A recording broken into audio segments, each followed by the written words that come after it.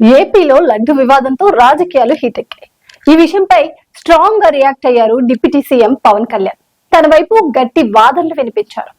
దేశంలో సనాతన ధర్మ పరిరక్షణకు సరైన వ్యవస్థ రావాల్సిన అవసరం ఉందని అభిప్రాయపడ్డారు.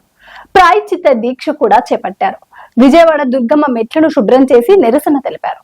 అయితే తెడ్డమంటే తెడ్డమనే వైసీపీ తమ వాదనను సూటిగా భక్తులకు చెప్పాల్సింది పోయి విపరీత ధోరణిలతో అధికార పక్షాన్ని ఇరుకున పెట్టాలని అనాలోచితంగా విమర్శలు చేయడం ప్రారంభించింది. కూటమి ప్రభుత్వ వైఫల్యాల నుంచి ప్రజల దృష్టి మరలించేందుకే చంద్రబాబు డైవర్షన్ పాలిటిక్స్ కు దిగారని జగన్ ఆరోపించారు. దీనిపై న్యాయ పోరాటానికి కూడా దిగారు. మరోవైపు తిరుమల వెళ్లి స్వామివారిని దర్శించుకోవాలని భావించారు జగన్. కానీ డిక్లరేషన్ అంశం తెరపైకి రావడం శాంతి భద్రతలకు విఘాంతం కలిగే అవకాశం ఉండడంతో జగన్ వెనక్కి తగ్గారు. అయితే దీనిపై పెద్ద ఎత్తున అభ్యంతరాలు వ్యక్తమయ్యాయి. డిక్లరేషన్ అంశం జగన్ మెడకు చుట్టుకుంది. తాను 4 గోడల మధ్య బైబుల్ చదువుతానని, బయటకు వస్తే అన్ని మతాలను గౌరవిస్తానని జగన్ చెప్పుకోవాల్సి వచ్చింది. తాను క్రిస్టియన్ అని బయట పెట్టుకోవాల్సి వచ్చింది. జగన్ ప్రతిపక్ష నేతగానో ముఖ్యమంత్రిగానో వెళ్ళినప్పుడు డిక్లరేషన్ అడగరు. పదవి బాధ్యతల వల్ల శ్రీవారి పవిత్ర ఆలయానికి వెళ్లాల్సి రావడం అందుకు కారణం. అయితే ఇప్పుడు జగన్ కు ప్రతిపక్ష నేత హోదా కూడా అంతంత మాత్రమే. మరి డిప్యూటీ సీఎం తన కుమార్తెకు డిక్లరేషన్ ఇచ్చి దర్శనానికి తీసుకెళ్లడం జగన్ కు ఒక గుణపాఠమే అంటున్నారు కొందరు భక్తులు. అయితే నిన్న పవన్ తిరుమల వెళ్లారు. పవన్ వెంట రెండో కుమార్తె పలిన అంజని కూడా వెళ్లారు. ఆమె తల్లి క్రిస్టియన్ కావడంతో పలిన అంజని డిక్లరేషన్ ఇవ్వాల్సి వచ్చింది. టీడీడీ అధికారులు ఇచ్చిన డిక్లరేషన్ పత్రంపై కుమార్తె బదులు పవన్ సంతకం చేశారు.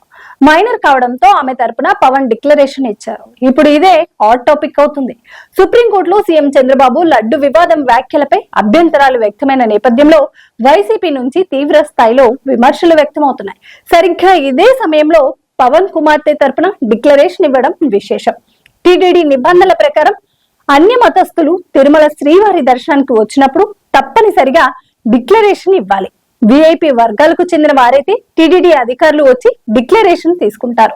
సామాన్య భక్తులైతే క్యూ లైన్ లో ఈ డిక్లరేషన్ ఇవ్వాల్సి ఉంటుంది. తాము అన్ని మతస్థులైన తిరుమల శ్రీవారు అంటే తమకు అపార గౌరవం, అందుకే దర్శనం చేసుకుంటామని డిక్లరేషన్ ఇవ్వాల్సి ఉంటుంది.